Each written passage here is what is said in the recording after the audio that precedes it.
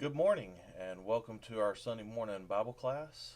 We're going to continue our study here of the Bible correspondence course, more specifically talking about Christian evidences.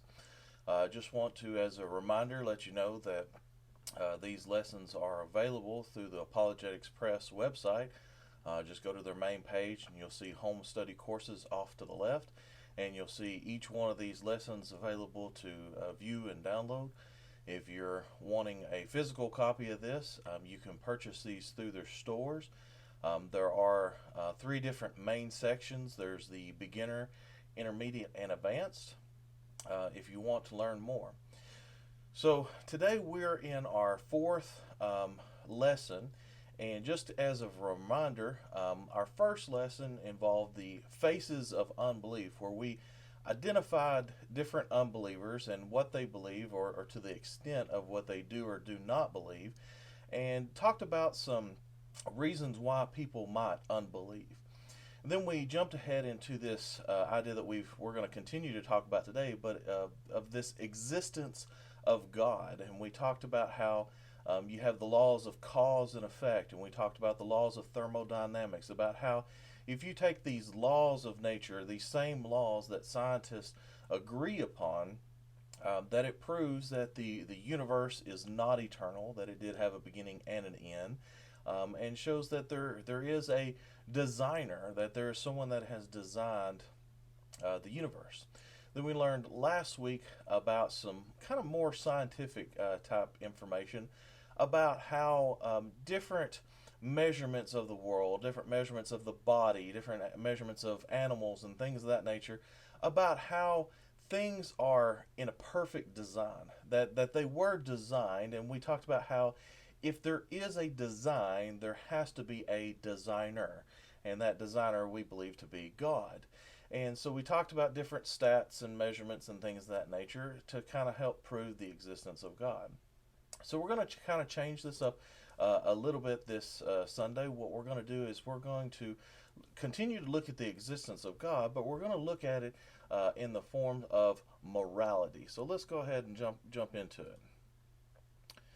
So we're looking at this idea of morality, and you say, well, okay, what is morality? Okay, so let's take a look at that. So morality is an English word that comes from Latin, word mores, meaning habits or customs. These are things that you do on a normal basis, or they are something you're accustomed to that you do on a normal basis. Morality, therefore, is the habit of following the rules of proper conduct.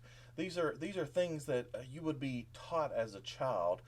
Here's how we do these things. These things are right and these things are wrong. Ethics is from a Greek word meaning character. And the definition of this is the discipline of dealing with that which is good or bad or right or wrong. It's a group of moral principles or a set of values. So basically, this ethics is a system that a person uses to determine what things are right or wrong. So these are things that you've grown up with as a child, or as even as an adult, that you realize, hey, you shouldn't do this. This is wrong, or you need to do this. This is right. You need to do this or do that. So this is a system built in, I guess, to your brain, however you want to look at that, of what teaches you what is moral and what is immoral, and things that are ethical or unethical.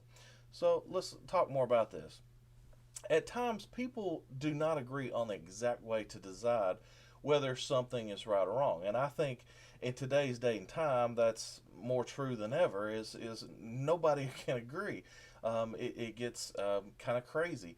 So what we have to look at is, okay, well, what is right or what's wrong? Well, what we find out is morals and ethics are universally accepted traits among the human family. In other words, what we find out is when I was born, I learned these, what is moral and what is ethic from my parents, and then they learned it from their parents, and it just keeps going within the family. We see it's kind of universally accepted. So what we have to do is say, all right, we've learned these things, but if we go from, all right, my parents taught me, well, who taught them? Their parents taught them, and if you just keep going back and back and back, as far as you can go, in our instance, we would say Adam. where did Adam learn his morals, or where did he learn his ethics? If you're an unbeliever, obviously they're wanting to know, well, where did it originate? So what we got to say is these origins must be explained. So there's only two options. First of all, they either originated from the mind of God, or they originated from man himself. Okay? And what we find out is when we think about these choices and think about morality and ethics today, these choices we're required to make are becoming increasingly complex. And just kind of give you an example of this is, can't believe we have to even talk about this, but we say, should we approve of abortion? Should we encourage a surrogate motherhood? Should we advocate the death penalty? Should we recommend euthanasia?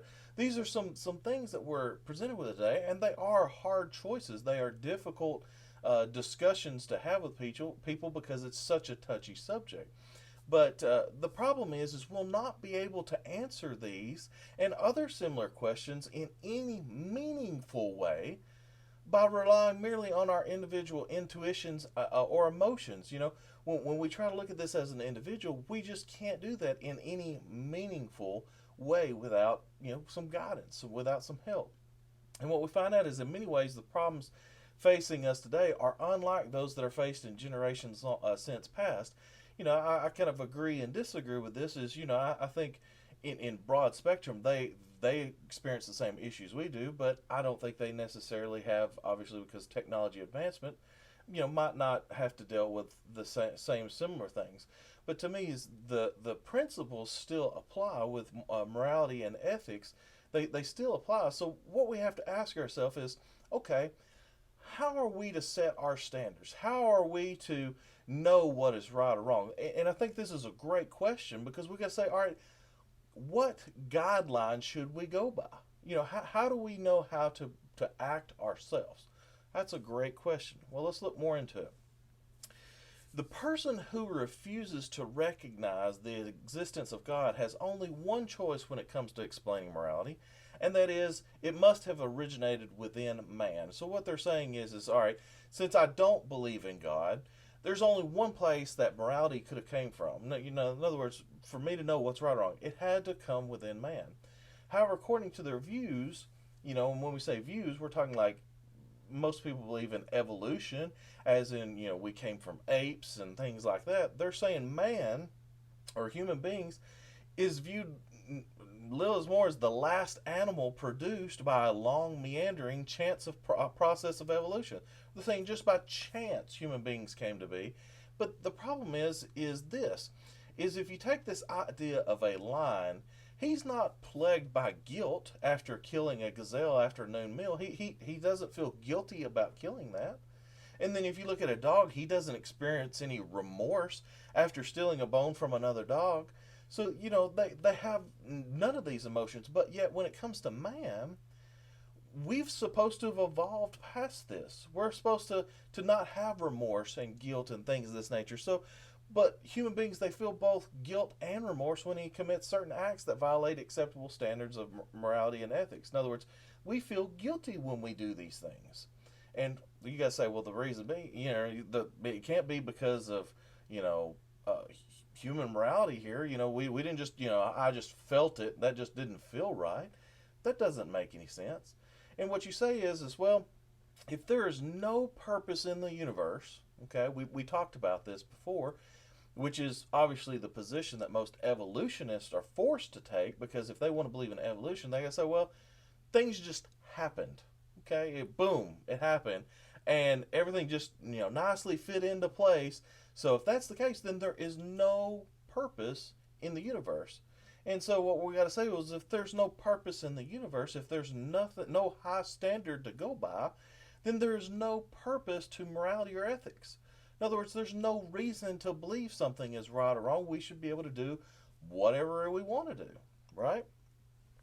So unbelief, they must argue that there is no ultimate standard of moral or ethical truth, and that is, at best, morality and ethics are different for everyone. So what they're saying is if you believe in evolution, If you believe in this idea that, there is no God, then everybody's beliefs in what is right or wrong is going to be completely different. So if that were true, who could ever suggest that someone's behavior is wrong? It might not be wrong to him, but it's wrong to me. And see, that just doesn't work. That makes no sense whatsoever. So the simple fact of the matter is that unbelievers cannot explain the origins of morality and ethics, mainly because it makes no sense to begin with. So morals and ethics without God is not a pretty picture. If you start thinking about what's happening here is, if he wants to believe whatever he wants to believe, and I believe whatever I want to believe, and what is right and what's wrong, then it doesn't paint a pretty picture here. They're free to do whatever they want to. And we're going to look at some different belief systems that people hold today that will prove such a thing. Let's look at the first one. The first one is relativism. And this basically says that there are no universal rules for determining morals or ethics. In other words, there's nothing out there. So since they say that since all value systems are considered to be the result of culture and environment, one system is just as good as the other, and no one has the right to claim its system as the correct one. Now, this is dangerous. You say, well, why is that dangerous? That's not a big deal. Yes, it is. Because according to relativism, if a society wanted to kill all children 8 years old or younger as a means of population control, no one could say that it's wrong under this belief. Now, obviously, I feel like we're flirting with this when it comes to abortion, but the point is with relativism, it's basically we're saying, hey, do whatever you want to do. It's no big deal. It's a difficult thing indeed to find a society where a man is applauded for betraying those who befriend him, willfully murdering his own children, committing treason against his nation. You won't find such a thing. It's almost impossible. For this reason, very few people are willing to defend absolute relativism. This blows my mind if someone would believe such a thing. Well, what other beliefs do we have? Well, there's this hedonism. They claim that the aim of moral conduct is to achieve the greatest possible pleasure with the least amount of pain. And what we're saying is this pleasure that makes me feel good, that makes me, enjoy my thing, as long as it doesn't hurt or affect other people. Basically, if an action provides pleasure to the person who is doing it and doesn't hurt anyone, then it is considered acceptable. The only problem with that is some of the consequences that are associated with that. Let's look at some of the consequences that could develop from this. What about sexually transmitted diseases? They'll start occurring in huge proportions because, hey, it's pleasurable to me. Let's just go do it for everybody. That's going to cause major problems. It's going to go all across the globe. What about teenage pregnancies? They would be rampant. What about babies born with already infected deadly diseases because they contracted it from their mothers? Because they're allowed to do whatever pleases them. How about divorces? They'll be so common that they'll be equal to or outnumber marriages because they want to do whatever pleases them. Then you'll have cities full of rapists, stalkers, child molesters. I'm sure your imagination can go wild with this, of the idea that, hey, if you consider whatever's pleasurable and enjoyable as moral, then you could see where this could absolutely get out of hand. But you know what? You don't like this idea? Well, the reason being is because this is a world without God. This is a world without God's morals and ethics. Well, what else is there? You've got utilitarianism. It's a system of belief which suggests that good is determined by what produces the greatest amount of pleasure for the greatest number of people. Now, this is very similar to the last one, but the idea here is instead of it causing, doing whatever causes pleasure without pain, this is more of what, even if it does cause pain, you're trying to do it for the greater good. And let's give an example of this. What you might do is you might say, all right, child, go and do this. Well, like most children, they're going to be like, but why? You see, normally, I think we would all say, well, because I said so. Or you might say, because God said so. Basically, you're telling them, go do it. Well, if you were in this belief or had these morals, you would be like, well, do it because more people will be happy if you do it than if you don't. Basically, you're trying to please everybody as a whole or a larger number group. This system of belief is not only confusing, but it just doesn't make any sense. Even to those that believe in the system, the book talks about a specific woman that had a father that believed in this way, and that he kept trying to tell her this is the way we're going to do it, and he even looked confused himself. And to me, I can't imagine somebody with this belief that they're trying to do it for the greater good. Well, what else? We've got situationism. Basically, this is the idea that something is right because a person decides it is right in any given instance. So basically what we're saying is, according to this philosophy, there is nothing that is always right or always wrong. It's up to the individual situation that determines the correctness of an action. In other words, in our eyes, it doesn't matter which way you look at it, is we consider murder as being wrong. They're saying, well, murder's not always wrong, it depends upon the situation. That's what they're trying to say. So situationism is not a worthwhile philosophy because it cannot deal with moral absolutes that are recognized by all humans as both legitimate and necessary. It goes against some of those absolutes that every human being will agree to. So without any system of absolutes, who gets to choose between, let's say you had two people that are in a sticky situation here, one wants to do one thing, the other wants to do something entirely different. Who's right? If you don't have any moral absolutes, then who's right? So we see that this situationism is not a good set of beliefs. Well, one of the last ones here is determinism. What we're saying here is this is the idea that man is not really responsible for his actions. Now, this one blows my mind because I think as a child, as human beings growing up, we all understand that we are responsible for our actions, or we are taught or we learn that we are responsible for all our actions. But this belief claims that this long evolutionary process has instilled in man that certain instincts that determines his actions. In other words, they're saying that a person can do anything he feels like doing and not be held responsible. He's saying, hey, I can go and do this because this is the way I was evolved. This is a part of me. To give you an example, it says determinism would claim that his evolutionary past is responsible, or that his genes made him do it. Now, this is a little laughable. I can't believe that someone would be able to say such a thing, but we all know that some people use this today. They're like, well, I was born this way, or this is the way it happened. My genes are made this way. No, that's not correct at all. But if you look at common sense tells us that every rational person is responsible for his own actions. If they weren't, then what's the point of having laws? What's the point of having police, courts, judges, or jails? What's the point of doing it? If everybody was able to do whatever they wanted to, and they're not responsible for their actions, everybody would say, hey, it was in my genes. You can't lock me up for that. Makes no sense. I think common sense would tell you that.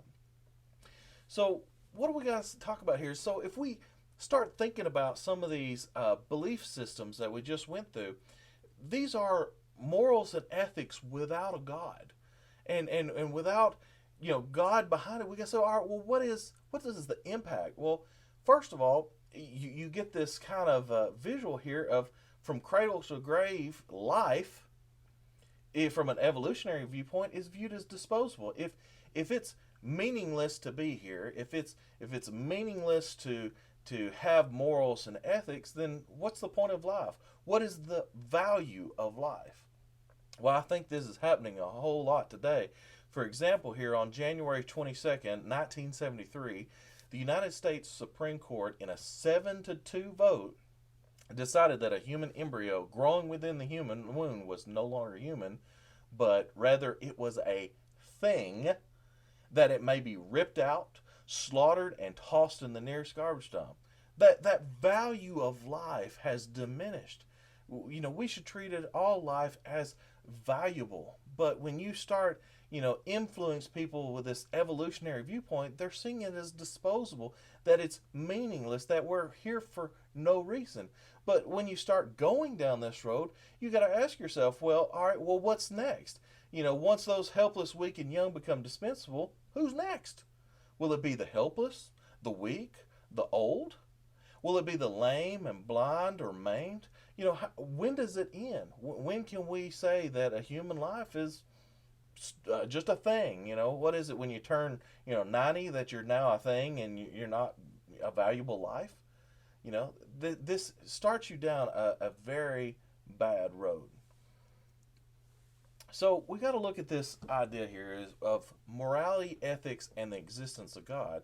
And what we find out is religion is the only approach which states that morals originate in the mind of God and is consistent logically and internally. What we're saying here is we know where morals came from. We know where ethics came from.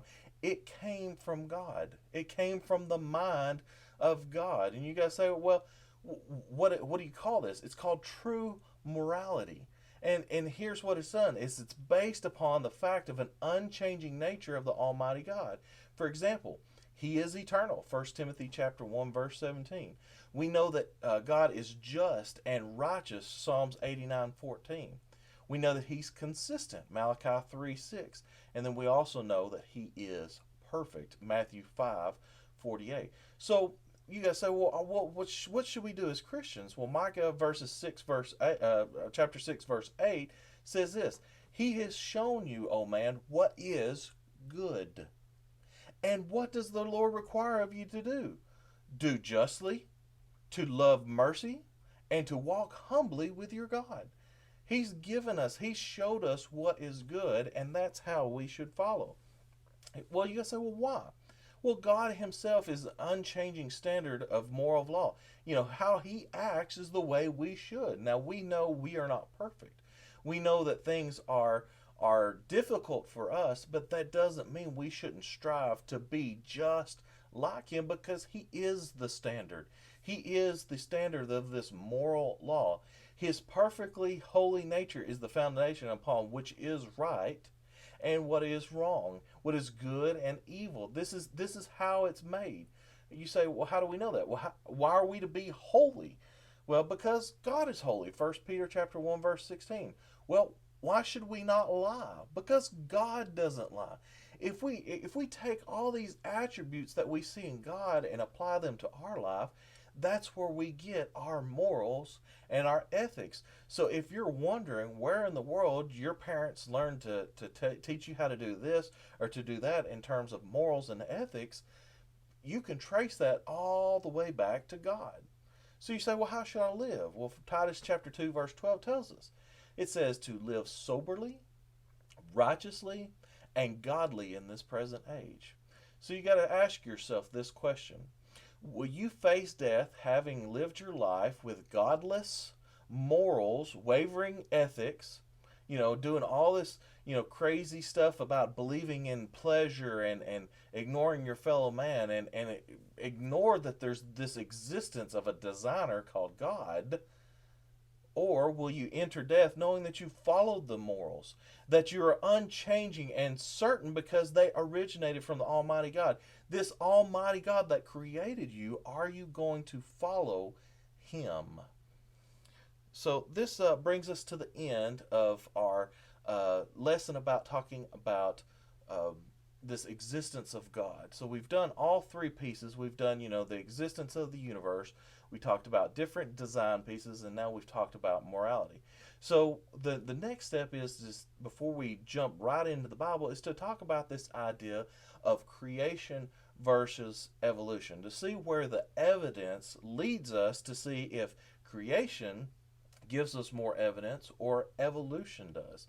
So this will be a two-parter in which we'll go through, as long as we're allowed to stream here. So we'll go through this come next week with part 1 and continue to study about these Christian evidences that support that there is a God and that His Bible is true and that we should follow it. I would encourage you guys to continue your study, and I hope everyone is healthy, and I hope you enjoy your week. Thanks. Good morning and welcome back to Bible class. This morning we're going to continue our study in the book Out with Doubt by Kyle Butt. This chapter begins with Genesis chapter 2, verse 4. This is the history of the heavens and the earth when they were created, and the day that the Lord God made the earth and the heavens. There are over 75 different scientific methods for calculating the age of the earth, and most of them yield a relatively young age for our planet.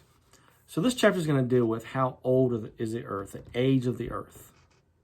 It is very difficult to find any common ground between creationists and evolutionists. In fact, the two groups disagree on just about every subject imaginable. But there is one area where they both see eye to eye, the age of the earth. No, of course they do not agree about how old the earth is, but they do concur that the earth is young, with an age measured in thousands of years instead of billions. Then evolution could never have happened. Therefore, evolutionists use every means at their disposal to prove that the earth is very, very old. It is interesting to note that in Darwin's day, the earth was considered to only be around 20 million years old, while today the earth is allegedly to be approximately 5 billion years old, or more than 250 times as old as it was during Darwin's day. True science and the age of the earth.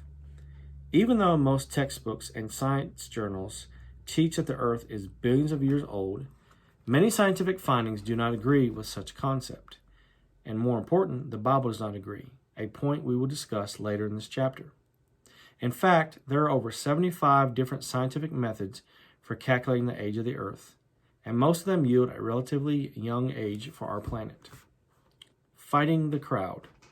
One of the strongest arguments for a young earth comes from the field of human population statistics. According to historical records, the human population on Earth doubles approximately every 35 years. If you break down that figure, it represents an annual increase of 20,000 people per every million. Let's suppose that humankind started with just two individuals. We'll call them Adam and Eve for the sake of our argument. And suppose they lived on Earth 1 million years ago. Some evolutionists suggest that man, in one form or another, has been on the earth for 3 to 5 million years. Suppose further that an average generation, the time a person lives, consisted of only 42 years, and that each family had an average of just 2.4 children. They probably had many more than that, but we use a conservative estimate that would allow for at least some population growth. If a family unit only had 2 children, there would be zero population growth, since each parent simply would replace himself or her, proving no net increase, allowing for wars, famine, disease, etc. There would be approximately 1 times 10 to the 5,000th people on Earth today. That number is a 1 followed by 5,000 zeros. But the entire universe, at an estimate size of 20 billion light years in diameter, would hold only 1 times 10 to the 100th people. However, using creationist figures of 8 people having survived the Noahic flood, the current world population would be in the general neighborhood of 4.34 billion people. Evolutionary figures thus would imply the Earth population of 10 to the 4900th times greater than would fit in the entire universe. The question is, which of these two figures is almost right on target and which could possibly not be correct? To decay or not to decay? To the man on the street, one of the most impressive arguments for an ancient Earth is the testimony of sedentary rock layers. Scientists and park rangers show us examples like the Grand Canyon and present their theory so effectively that, as we observe layer after layer of sedimentary rock piled on top of one another, the only explanation seems to be that vast eons of geological time must have been involved. Each division of the rock, we are told, represents a time long ago and an ancient world that long since has ceased to exist. Creationists, however, beg to differ and suggest that a closer look at the record of the rocks suggests youth, not antiquity, for our home planet. Embedded in the sedimentary rock all over the globe are what are known as polystrate fossils. Polystrate simply means many layers and refers to fossils that cut through at least two sedimentary rock layers.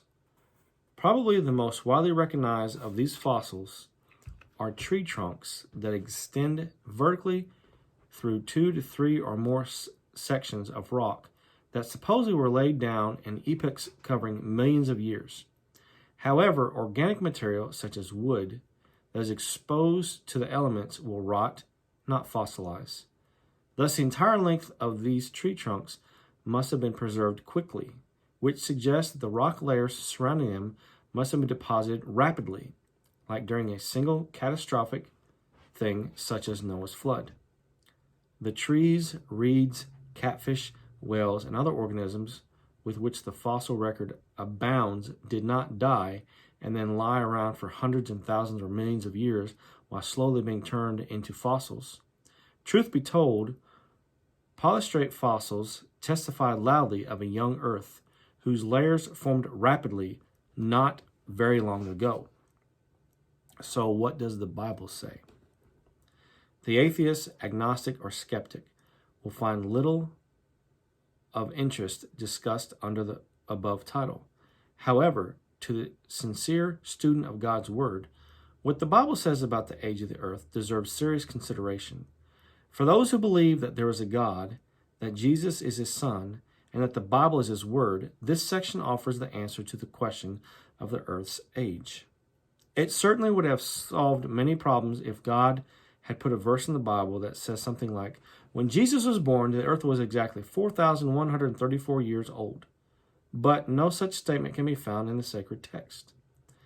That does not mean, however, that the biblical record does not contain information about the age of the earth.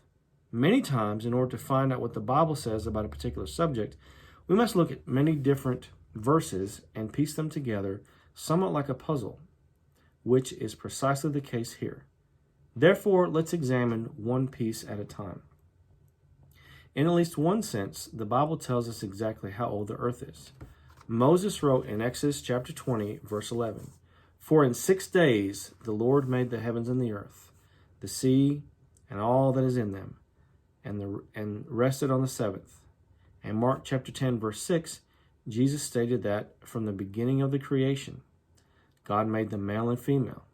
The text in Genesis chapter 1, verse 26 to 31, explains that during that beginning, God made mankind on day 6 of his creative activity. Since we know that the earth was created on day 1, and the man and woman were created on day 6, that tells us that the earth is 5 days older than humanity. Thus, in order to calculate the age of the earth, we must determine how long man has been here, a task that is not as difficult as it may seem at first glance. Speaking in round figures, how long has it been since Jesus Christ visited the earth? The answer? About 2,000 years. Secular history volunteers that piece of information since we're only a few years removed from AD 2000. Next, we must determine how many years passed between Jesus and Abraham.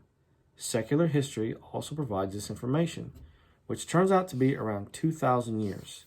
The two figures can be obtained from practically any secular history book. The final number we must uncover is the number of the years between Abraham and Adam. Once we know this figure, simple addition to the 3 will give us an approximate age of the earth. The figure representing the time between Abraham and Adam cannot be retrieved from secular history, nor should we expect it to be since the flood would have destroyed most, if not all, of the recorded records pertaining to that time period. We have established the fact that Jesus was on the earth about 2,000 years ago. In Luke 3, the writer lists 55 generations between Jesus and Abraham, a time that that archaeology has determined to be about 2,000 years. In that same chapter, Luke also documents that there were only 20 generations between Abraham and Adam. How much time passed during those 20 generations? Since Genesis 5 and 11 provide the age of the fathers at the time of the birth of their sons between Abraham and Adam, it is a simple matter to calculate the approximate number of years, which turns out to be about 2,000. In the chart form, it looks like this. Present time to Jesus was 2,000 years. Jesus to Abraham was 2,000 years, 55 generations. And Abraham to Adam, 2,000 years, 20 generations. And here is the chart that he's talking about.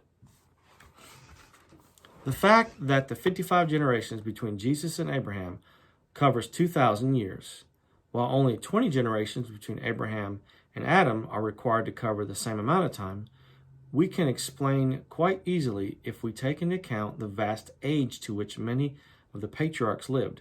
Methuselah, for example, who lived 969 years, or Adam, who lived 930 years. Some people have argued that the genealogies in Genesis 5 cannot be used to show the age of the earth because they have huge gaps in them. But in Jude, verse 14, the writer stated by inspiration that Enoch was the seventh from Adam. He is, in fact, listed exactly seventh in the genealogy found in Genesis 5:21. Therefore, we know that there are no gaps between the first 7 patriarchs, because Jude confirmed the Old Testament statement. That leaves only 13 generations with any possible gaps between them. But in order to accommodate the evolutionary scenario, which suggests that man has been on the earth in some form approximately 3.5 million years, it would be necessary to insert over 2,900 years between each of the 13 generations. And what would such mathematical gymnastics accomplish? Such an exercise would push the age of the earth back to only 3.5 million. Evolutionists claim that the age is in the neighborhood of 5 billion years. It does not require a wealth of either common sense or Bible knowledge to see that this quickly becomes ludicrous. Who could believe that the first 7 of these generations are so exact, while the remaining 13 gaps of over 290,000 years each? The Bible plainly teaches, after all the pieces of information have been put together, the earth is only about 6,000 years old. Apparent age. But the earth looks so old. Some people will say. There are at least 2 responses to such a statement. First one might ask, compared to what? What does a young earth look like? We do not have another earth to which to compare this one. So just how would we know what a young earth is supposed to look like?